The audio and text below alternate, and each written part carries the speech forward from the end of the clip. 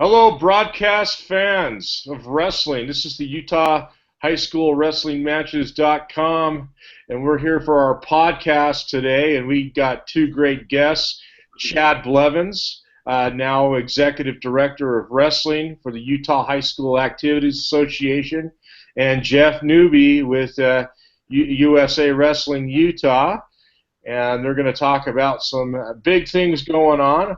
I think we'll start out here with Jeff and have him talk a little bit about the fall league, and maybe right off the bat, let's take on the golf tournament that's happening Friday to help support UVU wrestling. So I bet you that we could still fit golfers in, and we could still invite you to dinner. Jeff could fill you in on those details. So without further ado, let's hear from Jeff Newby about the golf tournament and the fall league. Yeah, so the golf tournament is this Friday, starting at 2 p.m. at the Fox Hollow Golf Course. We still take golfers, so if you're out there and you want to golf, let us know or come on by and we'll get you in for sure. So it's a fundraiser for the UVU wrestling team. They'll be there working on the holes and be able to meet and greet. We have a dinner at 6 o'clock. So if you can't come golf, you're in school, you have work, whatever it may be, come to the dinner at 6 o'clock. Texas Roadhouse, they've donated food for us for that dinner, and come participate in the raffle and the dinner. So here's the good news. I'm not planning on playing this year, so people can win. Yes, Brian is. I won the inaugural. Well, I was with the family unsicker. Not that Andy Brad and Andy play all right, but Brad's son Tyler was pretty good, and we won the inaugural tournament. They also have winning teams, and then they got the winning teams with mostly wrestlers, right? I like that.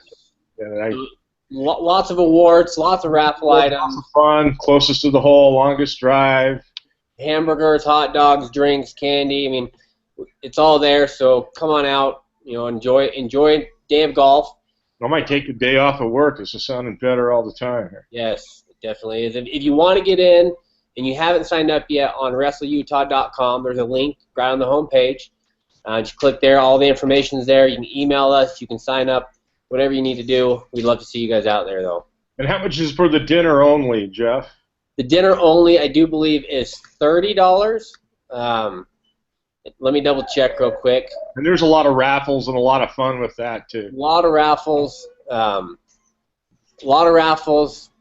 It's just a good time, and you get to hear from the UVU coaches as well about kind of the upcoming season. Fun to hear that. Fun to see the raffles, and a lot of people will be there. So.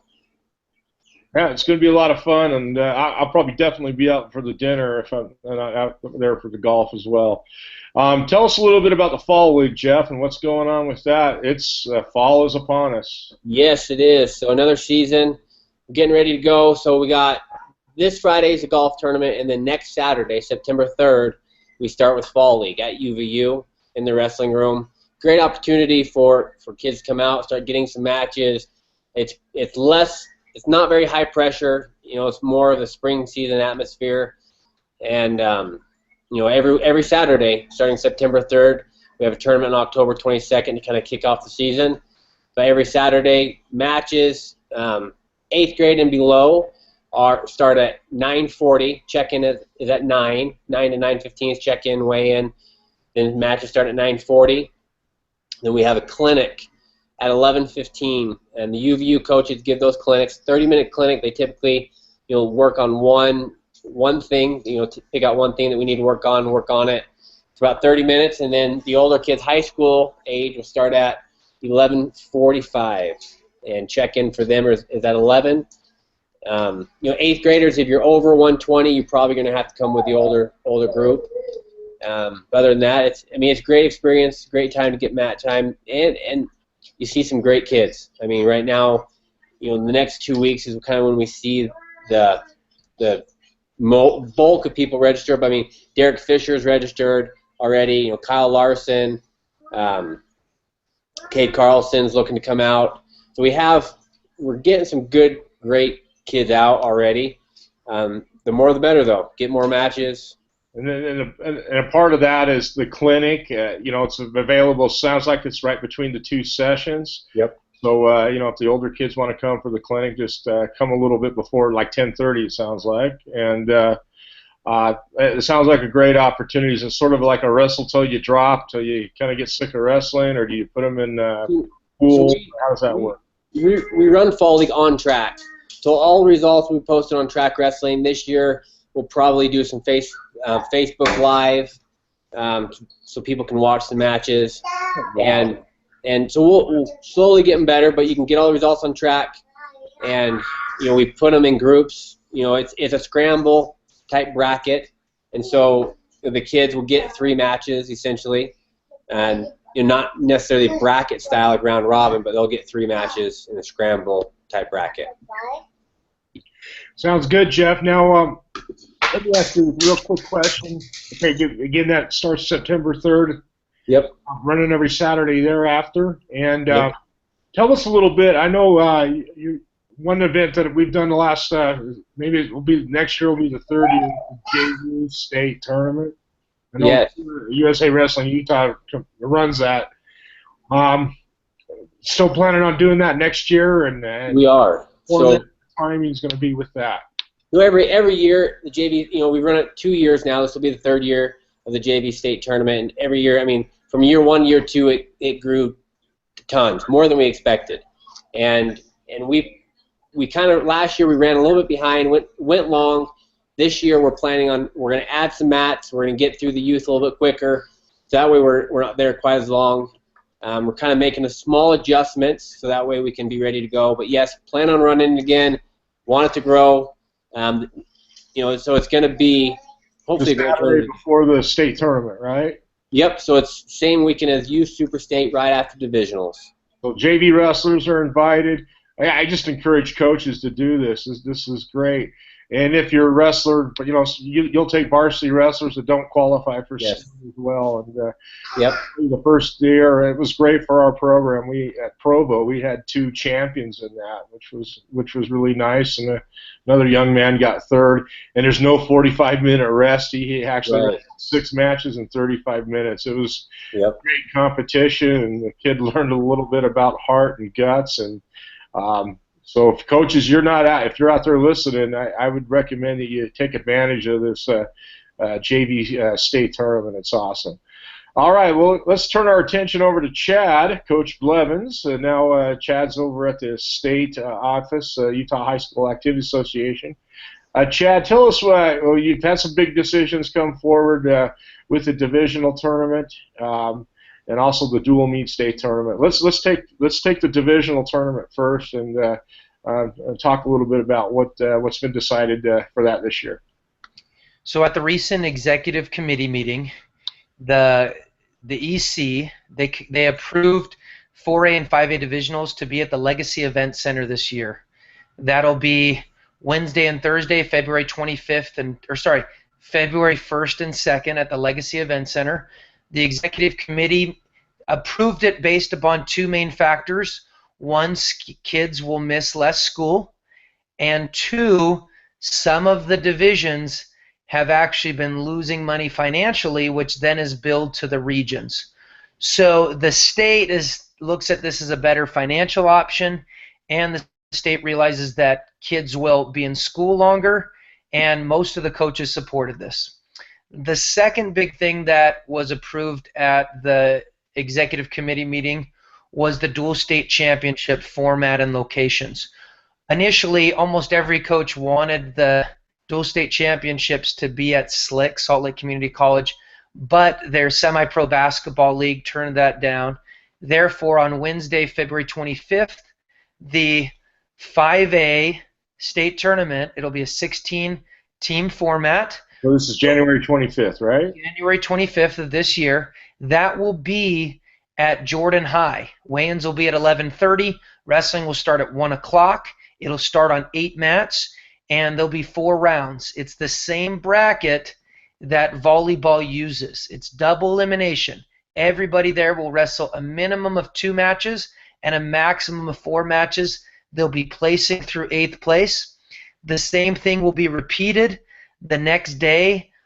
Most likely, it needs to be approved at the next EC meeting at Alta High, and that will be the 16 teams in the 4A division. So we're excited. We hope kids can get out of school a little bit early, get there at 1 o'clock, cheer on their teams in multiple matches.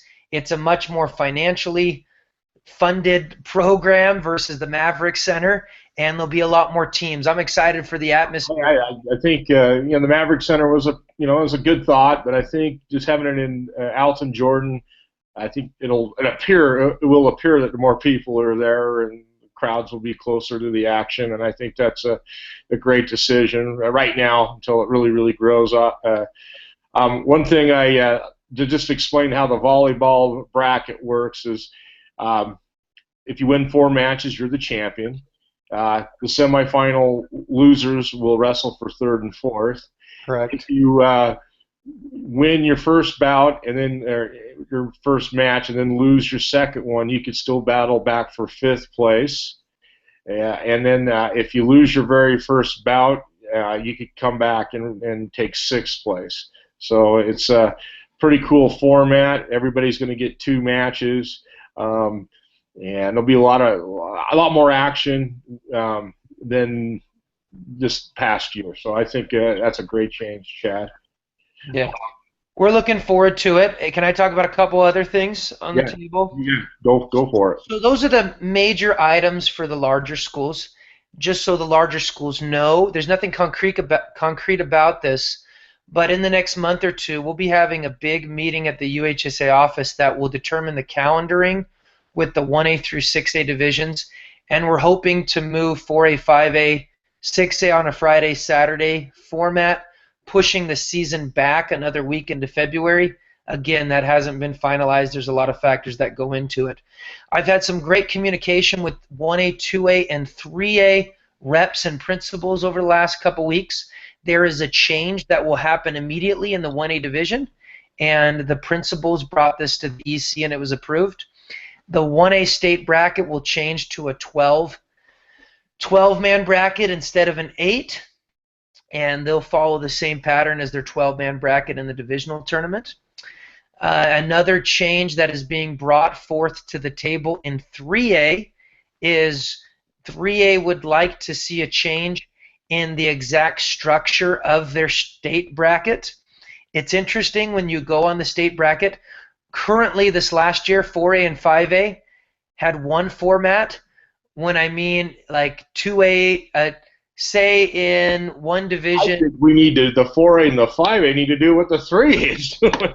So there's pros and cons to every bracket, and I'm not going to go into those details because in the way the consos face, who's facing in the divisions. So basically, 2A loves the way they do it. 4A and 5A, I haven't heard any complaints. And so principals haven't brought up change. Maybe they'll keep it that way.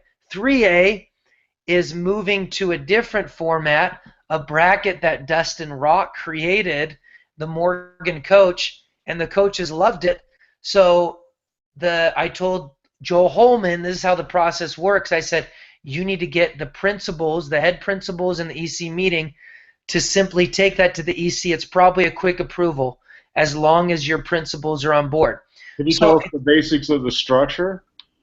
Yeah, it's just a difference in basically, like, right now what 3A didn't like is they didn't like the champion of Division A facing the guy who got 3rd in Division A in the quarters. Okay, I don't like it either, and I think the 4A and the 5A, aren't they set up like that? Nope, 4A and 5A is a little different. You've got the guy who got 2nd in the division again facing the guy who got 3rd in the division in the quarters. So yeah, that's what I want that changed. That's what I want to. Right. Again, when you're changing it, you're going to have different situations in the consos. The bottom line is it's not my stress, so coaches know. I mean, I'm happy to listen and give feedback, but that is an executive committee decision, and they need to take that to their head principals. What I'd like to see happen is like the 2nd place guy from the divisional go up against the 3rd place guy from the opposite divisional. And that's a lot with what Dustin did. I think he tweaked it that way. Yeah. Well, 5A ought to get on board with that idea for sure. Yeah, so, and then, honestly, every decision is passed at the executive committee meeting. there are certain things that need to go to ADEC. So I just need to reiterate this because I had another question from a smaller school coach. 1A through 3A has an 83% approval rate that coaches want to see a dual state championship. They want to do it at Severe High. They've got plenty of fan support. They can actually profit for the UHSAA. Well, a year and a half ago in ADEC, the smaller school athletic directors rejected that. So that needs to be passed through ADEC, which is the Athletic Director Executive Committee, in September in a couple weeks. If it gets passed there, then it can be taken to the Executive Committee meeting on September 28th. And it could get possibly passed for this year or possibly passed for the following year. They want a 1A dual meet state tournament. 1A, 2A, and 3A, all in the Severe Center, all on the same day of Thursday, January 26th. Okay, so the same time at the 4A and the 5A, but down in the Severe Event Center. Oh man, that place would be jamming. They'd be jamming. I think it's a great idea. It's just a matter of if things would get pushed along fast enough to get passed for this year. Now, next year. But it's still possible for this year, it sounds like. It's still a possibility for this year. Another thing that hopefully coaches have seen in emails, the hydration test got pushed back a weekend. That is a good and a bad thing. Most coaches seem to like that. They just really have to have their wrestlers prepared and hydrated because it pushes their ability to compete a little bit further back if they fail. That's the downside. But they have more time to get their wrestlers, trim the body fat off, get them properly hydrated. So that will be the weekend of, I think it's like the 18th, 19th, 20th, right around there in November. Okay, so another benefit of that, too, is if those schools going pretty far in the football tournament can also have their wrestlers probably a better chance of having them available. I know Correct. A lot of wrestlers, if they're playing football and they lose in the quarterfinals or semifinals, they want a week off to rest and whatnot. And for a lot of coaches that have these type of wrestlers, it's a pain. So I think that's a good move overall. Yeah, I think that's my opinions were. Yep. Those were the main things on my mind. I'm trying to think if there were other things that you might want to hear or that I should cover, recent questions. Well, let me ask Jeff this real quick. Jeff, again, repeat the information on the golf tournament. I tell you, one year I went out. My team kind of fell apart. I just went out as an individual, globbed onto a team out there, which happened to be one of my former wrestlers, Jeff Holtry at West, and I had a great time. So I think even, if you're thinking, oh, I don't have a team, maybe show up, and sometimes people don't show up, and they could get you out on the course, and you could have a good time. Yeah, even individuals can come. We can always get them on a team. That's never been a problem. We typically have enough individuals that come that we can put them together, get them on a team with one of the UVU coaches. I mean, there's plenty of opportunities. So if you want to golf, come on out. I had a blast. Like Jeff came with one of his teammates that he played football with at BYU that was a West Jordan wrestler, and we had a good time. Joined the team. We actually won the tournament for the wrestlers.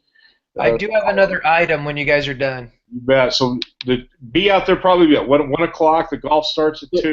Golf starts at 2 o'clock. We're going to have a team leader meeting at 1:45. So if you're going to come out, 1:30. Be 1:30. If you haven't signed up, maybe a little before 1:30. If you signed up 1:30, 1:15, 1:30, you'll be fine. And you can go to the WrestleUtah.com site. WrestleUtah.com. You can sign up there. Fall League, you can sign up there. Fall League and golf are both there. All information that you need. Okay. Hey, thanks so much, Jeff. Chad has, I guess, one other point of business we ought to talk about. So go for it, Mr. Blevins. No problem. I had two coaches. Padawan.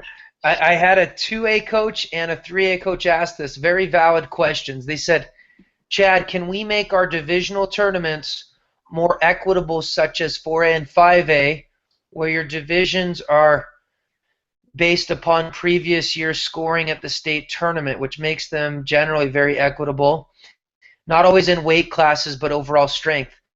Well, I told them it's a possibility. They have to realize there's a big thing that their principals would want to work through. In 2A and 3A, geographically, the divisionals are set up. And so right now, principals are probably looking at this saying, hey, this saves expenses. We do it upon geography, which probably increases fan base, decreases travel time. And so I told both of those coaches, you can look into it. I understand where you're coming from, but that is not a state decision. That, again, is the head principal's decision, which is decided upon at the executive committee meeting. They would have to take it and get it passed through there. And then again, the UHSA would probably prove something fast like that because the expenses of the divisional is based upon the regions, not something that the state deals with. Yeah, I don't want to go forward with that idea. That's, I understand. I think there's so few schools. There's fewer schools in 2A and 3A. It'd probably work out in the wash just doing what they're doing now. But but I think what the 4A and 5A are doing, it's a solid concept. So, they ought to probably go. That's what they want to do.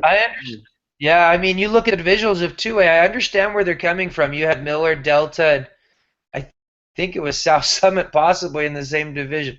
I get it, and so you got good kids left behind. I totally get it. It's just a matter of, is the cost going to be worth the equitability and the state back it to the principal for that?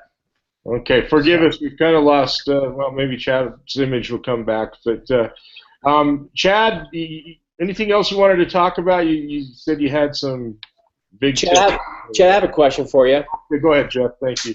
2 questions. And that was the coach's phone and email. Did we lose Chad? Well, I'm kind of, man, I thought we were going to get through a whole podcast without technical difficulties.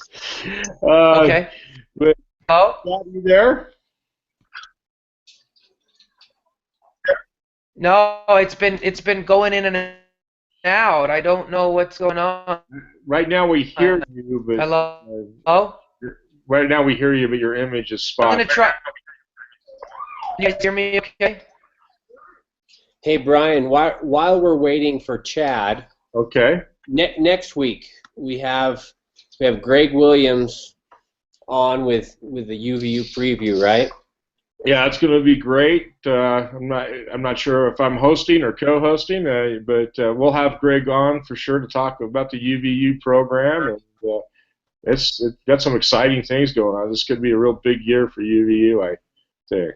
Yeah, it could be a lot of fun. So yeah, what Jeff, real quick, what do you think? What do you think about UVU? I think we're to the point, if I may dare say this, and hopefully. It doesn't offend anybody, but I think it's a good thing. I think right now we can have higher expectations for UVU. I think we're past the, this is a little program that could stage. That I think it has the time with the real good recruits we've had coming in the last couple of years to say, hey, let's really compete for the top 20, top 25, have 1 or 2 All-Americans every year. Am I premature with these expectations? No, I agree with you. I think we're to that point where expectations can rise. I think they're young this year, and next week Greg I'm sure we'll get into all this, but they're young, probably maybe a couple years away from that top 20, top 15 range, but they definitely have the talent in that room. They have top to bottom they have talent, so it's definitely going to be a fun year.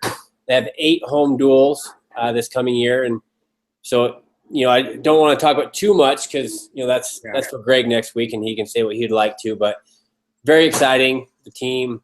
That the more, and again going back to the golf tournament, the more we can fundraise for them, the better off they're going to be as far as helping their kids travel, coaching. I mean, all that.